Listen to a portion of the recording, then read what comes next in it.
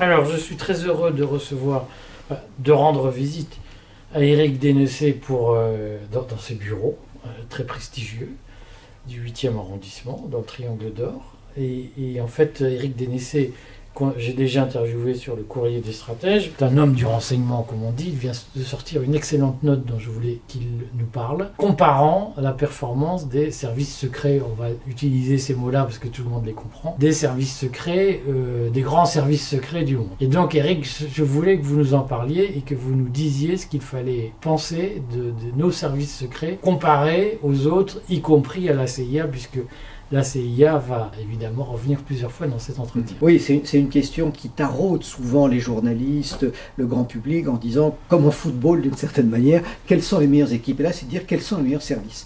En réalité, c'est très très dur à évaluer. C'est ce qu'on a essayé d'expliquer dans cette note que j'ai faite avec l'aide d'un certain nombre d'anciens dirigeants des services français avec lesquels on réfléchit. D'abord, c'est d'expliquer deux choses. En réalité, il est très difficile de comparer les services entre eux parce que, contrairement à ce qu'imagine le public, et d'ailleurs souvent la presse, ils n'ont pas les mêmes missions, ils n'ont pas le même périmètre.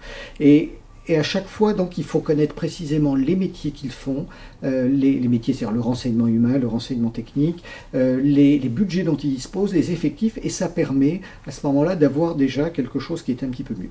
Mais dans ce cas-là, ça veut dire qu'on va comparer soit des services de renseignement extérieur entre eux, soit des services de renseignement technique entre eux, soit des services de sécurité intérieure. Donc ça, c'est le premier point. Avant toute comparaison, il faut savoir ce qu'ils font. Et par exemple, on ne peut pas comparer la CIA à la DGSE, parce que la CIA, qui compte à peu près 30 000 hommes en ce moment, ne fait que du renseignement humain. La DGSE, qui en compte un peu plus de 6 000, fait à la fois du renseignement humain et du renseignement technique. Donc vous voyez, ce sont des... C'est quoi la différence entre renseignement humain et renseignement technique? Alors, dans le renseignement humain, on travaille essentiellement avec des agents, des gens que l'on recrute qui vous informent. On travaille aussi avec des opérateurs qui font de la recherche opérationnelle, c'est-à-dire des filatures, des photos, de la reconnaissance. Et normalement, on ne pose pas d'écoute. Si on va faire des effractions pour mettre des écoutes dans les locaux, mais on ne va pas écouter les grandes antennes, on ne va pas écouter les câbles sous-marins. Voilà.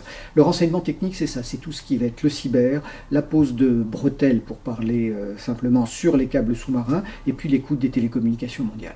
D'un côté... Alors, attendez, Eric, parce que les gens, ils ne savent pas ce que c'est, ça. Quand on dit, par exemple, IMSI Catcher, c'est quoi un IMSI Catcher? Un IMSI Catcher, on va dire que c'est de la technique, mais ça fait partie du renseignement humain. Ah bon? Oui, parce que c'est quelque chose pour faire simple, c'est un petit appareil qui vient simuler un mât répéteur de transmission. C'est-à-dire que quand nous téléphonons avec nos téléphones portables, systématiquement, on va passer par des mâts qui transmettent l'information.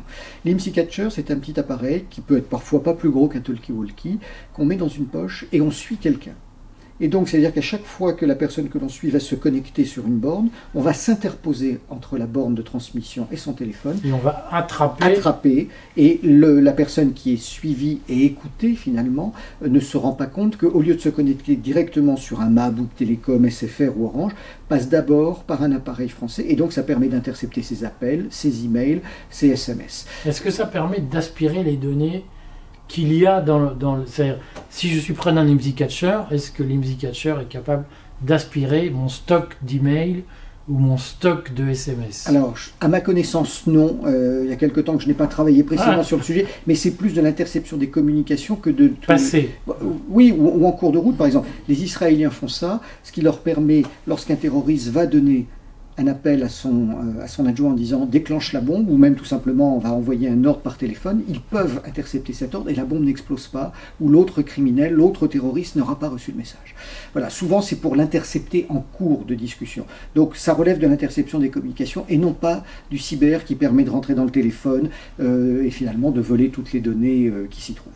Voilà, ça finalement ça reste du renseignement humain. Alors le cyber, ça c'est du renseignement technique. C'est-à-dire le renseignement technique, c'est ce qu'on peut faire de manière simple en restant dans des bureaux, après avoir fait des démarches de terrain qui vont permettre d'aller dans les zones d'atterrage en France où tous les câbles de communication transatlantique arrivent. On a la même chose en France côté Marseille pour tous les câbles de Transméditerranée qui amènent donc des données, puisque les câbles c'est de la fibre optique principalement, et aujourd'hui la majeure partie des communications mondiales passe par ces câbles-là, 95% à peu près. Et donc la France est dans une position très intéressante puisque nous sommes au carrefour de ces câbles-là, et ça permet là, en se connectant, mais c'est vraiment un gros travail technique, de récupérer tout le flux Internet, de récupérer des communications qui passent également par ce biais-là. Donc les communications WhatsApp, Telegram... Voilà, et donc là, une fois qu'on va dire... Parce que les gens vont vouloir savoir plus. Concrètement, est-ce que la France a posé des écouteurs, on va dire ça, un stéthoscope sur les réseaux de fibre optique qui arrivent de la Méditerranée? Nous aurions été bien idiots de ne pas le faire, et tous les pays le font, et d'ailleurs les Américains depuis quelques années veulent développer eux-mêmes leur propre système de câbles, notamment les grands opérateurs GAFAM, en disant nous envoyons tellement de données qu'il faut qu'on double les câbles, mais c'est aussi une manière de faire en sorte que ces câbles échappent au contrôle français, parce qu'Orange est une des meilleures sociétés au monde pour la pose de câbles sous-marins, et ce qui nous donne une position intéressante en matière d'interception. Mais c'est du renseignement technique. Mais attendez, oui. Parce que vous voulez aller trop vite, parce que pour vous c'est évident, mais pour les gens ça ne l'est pas. Quand je pose mon stéthoscope sur le fibre qui passe sous la mer, est-ce que ça me permet d'aller trifouiller dans les ordinateurs qui sont reliés à cette fibre optique? Non, c'est encore autre chose. Et là, on est vraiment sur les données qui circulent. Hein, c'est encore. Alors bien sûr, une attaque cyber va passer par des câbles, puisque c'est de la communication. Mais ce n'est pas au moment où on intercepte le câble qu'on peut mener une action de hacking ou offensive. Et pour terminer, pourquoi est-ce qu'on parle de renseignement technique? C'est qu'une fois, on va dire qu'une dérivation, le terme n'est pas tout à fait exact, est posée sur un de ces câbles, eh bien vous pouvez avoir 50, 100, 2000 personnes qui, en base arrière, à Paris, à Moscou ou ailleurs, exploitent ces données. Donc c'est effectivement un travail d'ingénieur et non pas un travail d'opérateur classique. Ce qui se passe depuis un certain nombre d'années, et notamment en France, c'est qu'on parle de service intégré. C'est un service qui fait à la fois du renseignement humain et qui fait des écoutes. Et ce qui fait que quand on s'intéresse à un terroriste, quand on cherche à faire du renseignement offensif sur un concurrent, ça permet à la fois d'avoir l'information d'individus qui vont sur le terrain, qui recrutent des agents, qui observent, et en même temps, on intercepte leurs communications, leurs messages Internet, ce qui permet normalement d'avoir la photographie la plus large possible de leurs activités. Est-ce qu'aujourd'hui, la France est performante sur cette activité? Est-ce que l'intégration des services dont vous parlez a réellement conduit à supprimer ce qu'on appelait les silos ou la guerre des services? Alors, j'ai envie de vous dire oui, mais en réalité, ça dépend toujours de la manière dont ça fonctionne. Pendant très longtemps, nous avons eu un retard en matière de renseignement technique qui, depuis le milieu des années 80, s'est amélioré, notamment lorsque Général Mermet était patron de la DGSE, lorsque Bernard Barbier a développé tout le renseignement technique. On a eu les premiers ordinateurs créés à la DGSE, et depuis d'année en année, nous avons rejoint vraiment le club, le top 5 des meilleurs services au monde, pour les interceptions sur les câbles sous-marins, sur les communications satellites, sur l'ensemble de ces moyens-là. Après, est-ce qu'un service intégré est un avantage ou pas? La démarche française, c'est de dire oui, c'est ce qu'il y a de mieux, mais c'est parce que c'est notre situation et que nous n'avons pas, en tout cas pour des raisons culturelles et parfois de rivalité dans les services, on ne veut pas séparer le renseignement humain et le renseignement technique. Aux États-Unis, en Russie, en Grande-Bretagne, en Israël, ces deux services-là, enfin, ces deux domaines-là sont systématiquement séparés. Ça présente des avantages et ça présente des inconvénients. Disons que, vu les faibles effectifs dont nous disposons, aujourd'hui, la communauté du renseignement français, elle est aux alentours de 18 000 personnes. C'est-à-dire qu'elle est à peine plus importante que celle de l'État d'Israël, qui compte 8 fois moins d'habitants que nous.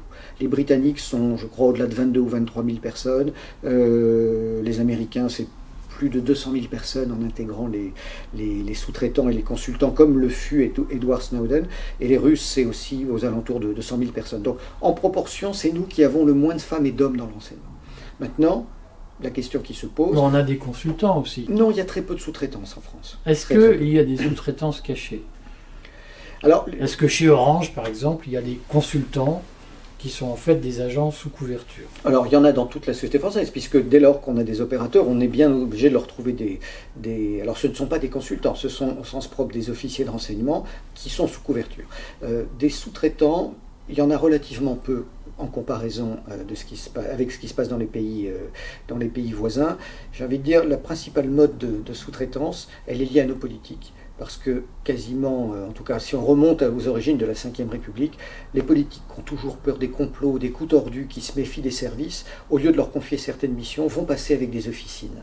On a eu les réseaux Focard, On a eu, comment dire, alors le nom m'échappe à l'instant, mais au moment de l'histoire des otages au Liban, Pasqua était passé avec, je suis navré, le nom m'échappe, un de ses amis de Réseau Corse pour faire libérer les otages. Donc ce n'est pas de la sous-traitance, mais le politique a parfois tendance à avoir son cabinet noir pour doubler les services, parce qu'il n'a pas non plus envie de savoir que les services sachent tout ce qu'il fait. C'est un peu pervers comme jeu, mais je ne vous dirai pas que ça ne se produit pas aussi à l'étranger. Bon, est-ce que vous pouvez nous dire 3 mots, mais peut-être que c'est hors sujet, du Safari Club qu'Alexandre de Maranche avait créé? Ah, c'est une très vieille histoire, alors elle est complètement mais elle n'est pas finie. Si, parce qu'à l'époque, nous avions en Turquie un régime militaire qui n'était pas du tout le régime islamiste de l'AKP que nous connaissons actuellement. Le régime de l'Iran, c'était le régime du Shah. Et donc, il avait monté, et puis il y avait le régime Mobutu aussi. Donc, Alexandre de Maranche avait vraiment ce don des relations internationales au niveau des services et avait réussi à monter ce club. Alors, je vous parle d'histoire que je ne connais que par ouï-dire, n'ayant pas connu cette période. Donc, c'était effectivement une espèce de... je ne sais plus combien ils étaient, mais de G10 ou de G12 du renseignement, et qui concernait essentiellement les grands patrons des services qui échangeaient entre eux. Voilà, ça existe. Ça existait. Ça peut exister. Il y a le grand club américain des Five Eyes qui regroupe bien sûr les États-Unis, le Royaume-Uni, l'Australie, le Canada et la Nouvelle-Zélande, où les gens échangent vraiment beaucoup entre eux et coopèrent étroitement. Nous n'avons pas ça dans le monde francophone, nous n'avons même pas ça en équivalent en Europe. Pourquoi les G7 qui se suivent accordent-ils tant d'importance aux services canadiens en matière de contre-influence, notamment de contre-influence sur les réseaux sociaux? Écoutez, je me pose la même question.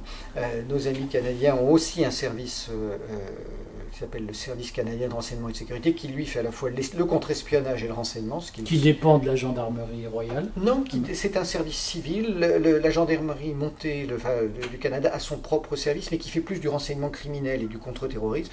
Et ils ont aussi un petit service technique qui fait des écoutes. Certains services ont développé à un moment donné des compétences particulières en influence, en contre-influence, en cyber. Je pense que c'est lié à ça. Mais aujourd'hui, on voit dans l'ensemble des pays occidentaux fleurir les initiatives pour lutter contre les fake news, ce qui n'empêche pas nos politiques de diffuser eux-mêmes autant de fake news qu'ils le peuvent sur différents sujets de politique intérieure. C'est ça qu'on lutte contre les fake news, c'est pour en délivrer soi-même. Dans la pratique, la relation entre les services français, les services britanniques qui sont réputés être une espèce d'aristocratie du renseignement, et les services américains, ça se passe comment?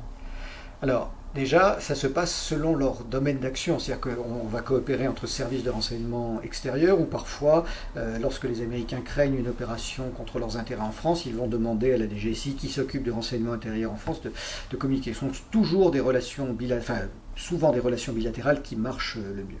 Après, il va y avoir aussi une forme de besoin de l'autre.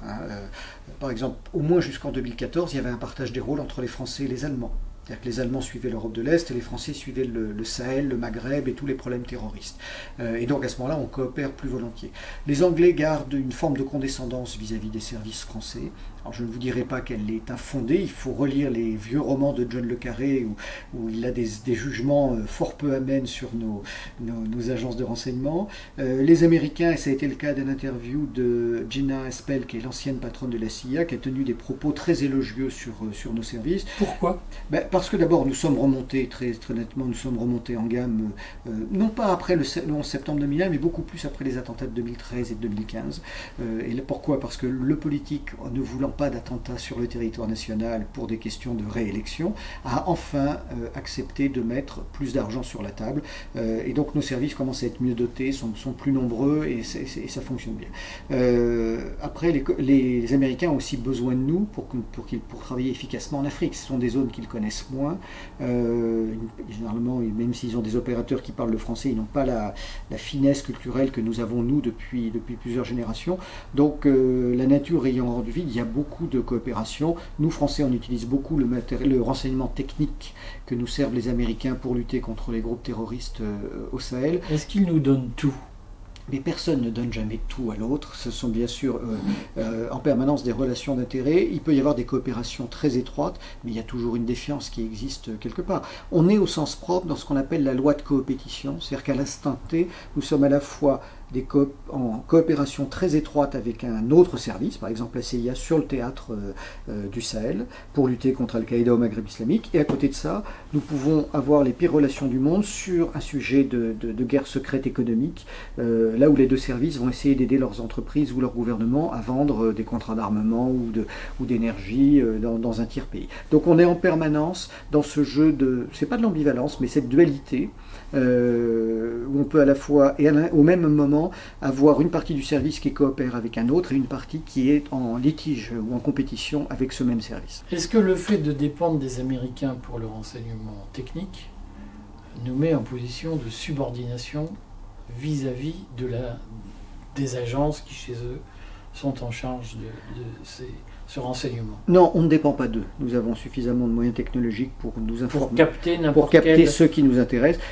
Même au fin fond du Chili, du Sahel, on parvient à capter... Non, parce que ce qui compte, c'est qu'est-ce que demande le gouvernement français à ses services. On parlait tout à l'heure de comment juger les services entre eux. Un service, au sens propre, c'est un métier de conseil. Et finalement, surtout en partie en ce qui concerne le renseignement extérieur, qui est très particulier, si un gouvernement arrive au pouvoir et ne donne pas de directive à ses services, qu'est-ce que va faire le patron des services? Il va se dire, qu'est-ce qui peut intéresser la présidence? Peut-être l'Afrique, peut-être... Bon, et à ce moment-là, effectivement, le Chili n'est pas naturellement notre zone d'influence ou d'intérêt politique ou économique. Donc, il n'y a pas de raison particulière que nous écoutions le fin fond du Chili, sauf mission spécifique donnée au service. Par contre, sur les zones dans lesquelles nous sommes bien implantés, où nous avons des intérêts, des ressortissants, des expatriés ou des opérations militaires en cours, là, nous avons quand même les moyens de travailler nous-mêmes. Il n'empêche parfois que les Américains nous donnent des choses comme nous pouvons leur donner parce que leurs moyens sont infiniment supérieurs et parfois on a besoin de plus d'éléments sur une zone que nous couvrons et eux qui couvrent à peu près tout sont capables de compléter ce que nous voyons déjà. Mais il n'y a pas de dépendance ni de subordination à la matière. Alors je vais quand même poser quelques questions polémiques puisque en réalité ce qui intéresse les gens c'est leur question de base. Est-ce que, puisque ce qu'on a observé c'est que les services ont fait rentrer dans le périmètre de ce qu'on appelle la sécurité nationale, des questions un peu inattendues, celle du Covid et maintenant évidemment celle de l'Ukraine. On a vu qu'il y avait des coopérations pour censurer des non-vax, on va dire ça comme ça. Est-ce que les services américains ont la faculté d'espionner des dissidents ou des résistants français sans passer par les services français? Bien sûr. Pour une raison simple, c'est que nous avons dans tous nos pays des lois sur le renseignement. Donc en France, comme aux États-Unis, on ne peut pas écouter sa propre population, sauf après mandat d'un juge pour des questions de police administrative ou de police judiciaire. Oui, mais enfin, bon, on sait que ces lois ont été élargies, avec notamment Viginum, voilà, qui a été lancé. Et les Américains peuvent l'élargir aussi, mais ça veut dire qu'à ce moment-là, c'est un élargissement légal. Ce n'est pas une écoute illégale. Par contre, ce qui se produit, c'est que rien ne nous empêche, nous, d'écouter ce qui se passe aux États-Unis. On le fait ou pas? Je l'espère, mais ça dépend sur quel sujet. Et rien n'empêche les Américains d'écouter ce qui se passe en France. Et notamment, ils le font, ils agissent par-dessus nos intérêts politiques en France. On le voit depuis une vingtaine d'années, où ils ont fait tout un travail d'identification des individus d'origine immigrée, notamment d'origine du Maghreb et de religion musulmane, en se disant il faut qu'on passe par-dessus le gouvernement français pour identifier des acteurs majeurs qui seront peut-être nos interlocuteurs dans quelques années. Et donc ça, ils le font bien sûr depuis leurs ambassades avec des officiers de terrain, mais ils le font aussi par des écoutes. Et puis il peut se produire une chose, c'est qu'un État, la France ou un autre État européen, quand elle n'a pas le droit d'écouter ses ressortissants, peut très bien dire aux Américains, nous savons que vous les écoutez, ou est-ce que vous pourriez ne pas les écouter pour nous? Et à ce moment-là, faire un échange de...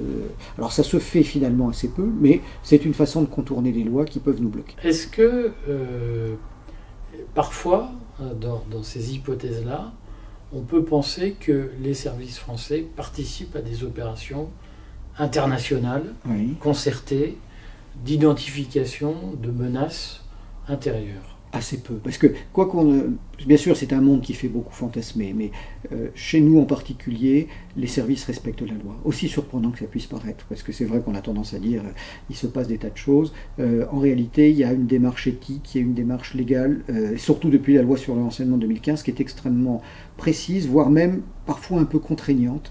C'est en tout cas beaucoup plus contraignante qu'il y a une vingtaine d'années. Et même d'ailleurs, on le voit avec l'évolution des générations, les gens ne se transforment en aucun cas en en police politique. Et en réalité, à chaque fois qu'on voit des Que dérives... c'est autorisé maintenant. Alors, Un décret de bien sûr, décembre 2021 oui, mais dans ce cas-là, à partir du moment où c'est qui autorise le fichage politique Absolument. des citoyens. Voilà. Après, ce qui peut se passer, c'est que même si c'est légal, des individus peuvent être contre ça. Un exemple intéressant, c'est qu'après 2001, aux États-Unis, à la CIA, notamment parmi les meilleurs interrogateurs de la CIA, qui interrogeaient les terroristes ou en matière de contre-espionnage, il y en a un certain nombre qui ont quitté en se disant on n'est pas d'accord avec la nouvelle loi américaine qui légalise la torture. Parce qu'il faut le rappeler, nos amis américains ont légalisé la torture. Il y a des décrets qui sont passés au Department of Justice qui ont décrit par A plus B ce qu'on devait faire avec, je dirais, le waterboarding et toute une série de choses. Et donc un certain nombre d'officiers à ce moment-là ont démissionné. Donc dans les nouvelles générations où les préoccupations éthiques sont quand même plus importantes, il y a ça. Alors ça ne veut pas dire qu'une autre branche de la CIA va faire quelque chose qui est totalement... on va dire excessif, mais généralement ils le font toujours sur ordre gouvernemental. Et en fait la réalité c'est que chaque fois, j'ai envie de vous dire dans 90% des cas, lorsqu'on accuse un service de faire une dérive, ce n'est pas une dérive du renseignement, mais c'est une dérive politique. 1985, l'affaire Greenpeace, nos hommes ont quand même ont rempli une mission qui leur avait été, je dirais, directement donnée par l'Élysée à l'époque. Donc ça, effectivement, vu de l'extérieur, le politique se décharge tout le temps sur les services. C'est toujours très facile et c'est un de ses sports préférés. En réalité, il y a beaucoup plus de dérives politiques que de dérives de services. Mais ces dérives politiques existent. Ah ben évidemment. Est-ce qu'elles existent encore aujourd'hui? Oui. Question faussement naïve. Ben, écoutez, déjà sur la manière dont nos politiques ne prennent pas en compte ce que leur disent les services, parce que la réalité qu'ils leur présentent ne leur convient pas. On l'a vu sur l'affaire syrienne à partir de 2011 et surtout à partir de 2013, où beaucoup d'analystes à la DGSI comme à la DGSE disaient Bachar ne tombera pas, pour des tas de raisons. Moi-même, j'étais sur le terrain dans des missions d'évaluation de conflits, on avait exactement les mêmes informations. Pourquoi vous pensiez que Bachar ne tomberait pas? Ben, pour plusieurs raisons. La première, c'est quand on allait vraiment sur place, on se rendait compte qu'il avait 55-60% de la population avec lui, les chiites, les alaouites, la bourgeoisie sunnite d'Alep, de Damas, donc les commerçants, les gens plus aisés, et toutes les communautés chrétiennes. Et tout ça, bout à bout, faisait déjà une part importante. Pourquoi? Tous ces gens disaient, bien sûr que Bachar, c'est pas un démocrate, mais malgré tout, il est moins pire qu'Hafez al-Assad, son père. Et entre cet autocrate que nous connaissons, qui bien sûr nous met en prison, et les djihadistes, qui risquent de prendre le pouvoir et qui sont en train de prendre les chrétiens, je dirais, au réverbère, on préfère un mal que nous connaissons, finalement, que le second mal qu'ils connaissaient aussi, qu'ils voyaient venir. Voilà. Et en plus, il y avait les intérêts russes, il y avait le soutien des Iraniens, donc il y avait quand même beaucoup d'ingrédients qui permettaient aux spécialistes de dire il y a peu de chances qu'il tombe. Et d'ailleurs, ceux qui ont essayé de le déstabiliser, Arabie Saoudite, Qatar, Américains et quelques autres. La France. Et la France qui a malheureusement parce que nous avons aidé Al-Nusra, qui était l'une des milices islamiques. Absolument, et que Laurent Fabius finalement a félicité un jour en disant qu'il estimait. Alors oui, c'est un peu plus complexe. Il dit on m'a dit qu'Al-Nusra faisait du bon boulot. Il faut au moins. Mais bon, en tout cas, il s'est permis de le dire. Et donc, à partir du moment où ces informations-là remontaient à l'Élysée, enfin l'Élysée, oui, c'était le cas, ça déplaît. Ça déplaît parce qu'ils avaient décidé que Bachar était un homme à éliminer et on ne prend pas la force. Ça a été pareil pour Kadhafi. Et c'est finalement un peu la même chose avec ce qui se passe aujourd'hui en Ukraine. Et on l'a bien vu avec le limogeage du patron de la DRM il y a quelques mois. Alors certes, il y avait des problèmes d'hommes entre lui et le chef d'état-major des armées, mais la direction du renseignement militaire, qui a de très bons moyens d'information, constatait bien sûr que les Russes étaient en train de se mettre en disposition de combat sur les frontières, mais n'avaient pas d'informations qui leur permettaient de dire qu'il y allait avoir une attaque. Et les Américains ont poussé parce qu'ils sont co-responsables de ce conflit. Et bien évidemment, à partir du moment où l'offensive russe a eu lieu parce que les Russes ont été poussés à s'y livrer d'une certaine manière, eh bien c'était beaucoup plus facile de dire, voyez, Français, vous n'avez pas voulu nous croire, mais en fait ce que faisaient les Américains, c'est des annonces des prédictions autoréalisatrices. Donc ça ne veut pas dire qu'ils avaient raison en matière de renseignement, et ça ne veut pas dire que la DRM avait tort. Au final, donc, pour revenir à cette excellente note, mais je suis sûr qu'on fera d'autres interviews parce que les gens sont très demandeurs d'informations sur ces sujets. Les services français, il fonctionne ou pas? Oui, on peut dire qu'on est dans le top 5 mondial. Il faut quand même être lucide, c'est-à-dire que nous ne sommes pas au niveau des trois grands, les Américains, les Russes et les Chinois, qui en termes de budget, d'effectifs, de population sont très très loin au-dessus. On est dans le deuxième groupe, il y a trois autres États qui jouent un rôle majeur dans le monde, ce sont les Britanniques, les Israéliens et nous-mêmes. Alors c'est vrai qu'on est juste derrière les Britanniques, et ce qui nous différencie d'Israël, alors que les missions sont totalement différentes, on va dire l'avantage des Israéliens, c'est que pour un pays de 9 ou 10 millions d'habitants, ils ont quasiment autant de personnes que nous dans le renseignement, ils innovent beaucoup en technologie, mais inversement, ils n'ont pas une couverture mondiale aussi développée que la nôtre, et puis honnêtement, on a quand même une bonne expérience depuis la Seconde Guerre mondiale, et je dirais même plus, quand on remonte dans l'histoire du renseignement français, on le voit depuis les origines, depuis Louis XI, et donc il y a quand même des choses qui existent. Nous n'avons pas une culture du renseignement aussi diffusée dans la société civile et au sein des élites politiques que les Américains ou les Russes, par exemple, mais on a toujours eu dans notre pays une minorité de femmes et d'hommes qui faisaient bien ce métier, avec d'ailleurs rarement de reconnaissance vis-à-vis des autorités. Alors, de dire que nous sommes les meilleurs au monde ou dans les trois meilleurs, non, c'est exagéré, il faut être lucide. On va dire qu'on est dans le top 5, 5e ou 6e, ce qui est très bien, il y a quand même 200 pays sur cette planète. Il y a le Mozambique aussi. Et il y a le Mozambique. Bon, merci beaucoup Eric, et puis j'espère à bientôt. Merci à vous.